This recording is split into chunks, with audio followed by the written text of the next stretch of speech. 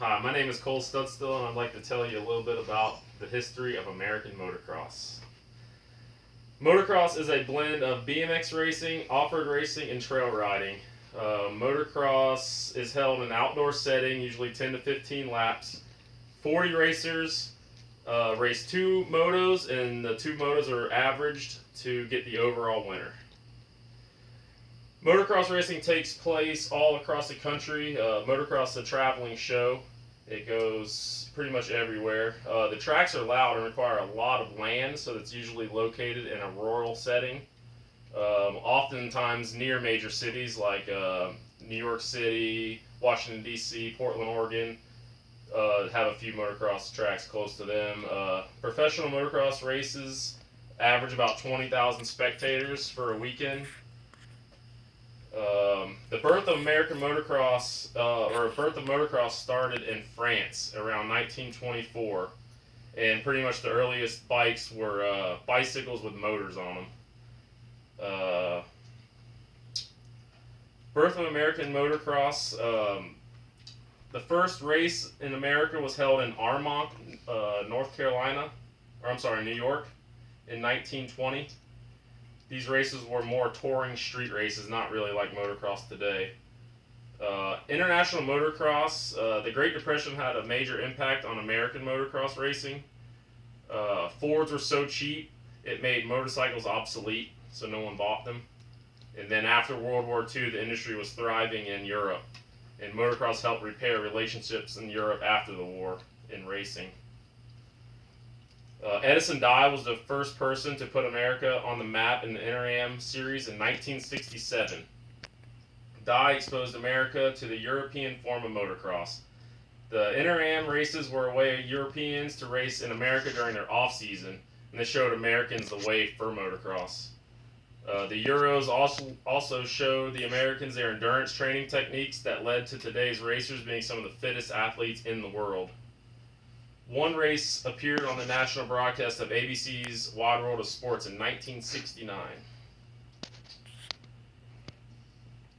The American Motocross Association was established in 1969 and took control of American motocross from the FIM, the existing promoter in Europe. They sanctioned their first race on a motocross track near Croton, Ohio in 1971.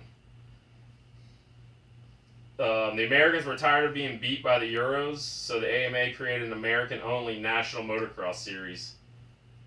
And Dick Burleson was the first American motocross champion.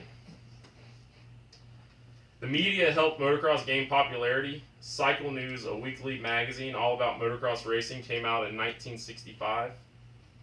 And Cycle News allowed manufacturers and race promoters to advertise their products, so it really helped out. Our image suffered when media publicized the huge riot at an AMA race in Hollister, California in 1947. This led to the movie A Wild Night, one of the most influential motocross movies of all time, and Hell's Angels 69 also had a negative impact on the I've public. seen that. Americans beat the Euros in 1969, the first time we ever beat them. That was the same year 400,000 people attended the first Woodstock, and the same year Neil Armstrong walked on the moon. Wow. Gary Bailey in 1969 was the first American to officially beat the Euros at motocross. This led Gary Bailey from an employee at a grocery store to a full-time professional motocross racer. Bailey was asked to talk to young riders at a race in LaRue, Ohio in 1970, conducting the first motocross school in America. Bailey conducted 20 to 25 schools per year since then to present, which got him the nickname of the Professor. In 1965 to 1975, motocross popularity grew by 100 times. The prosperity after World War II allowed more people to participate in motocross. Supercross was added in 1972, and this took the racing inside stadiums like the Dallas Cowboys Stadium and Jaguar Stadium. In 1972, on July 8th, the famous Los Angeles Coliseum held a race that held 28,000 spectators. The race was won by 16-year-old Marty Tripes. The race was held again the next year and brought 38,000 spectators. America started dominating the world. From 1981 to 2000, Americans dominated the motocross of nations, winning 15 of the 20 events, winning 13 straight. The top European riders left home to compete in the best of the world in America. I'd like to tell you about some of the pros that were part of this, making Supercross legendary. Jeremy McGrath, the king of Supercross. He won 72 straight events in his career. Ricky Carmichael was one of the best amateur racers in the history of all time.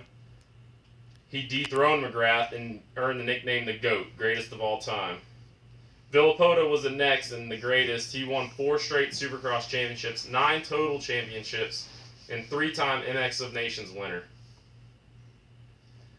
And that was just a little bit of history about the American motocross. Very good.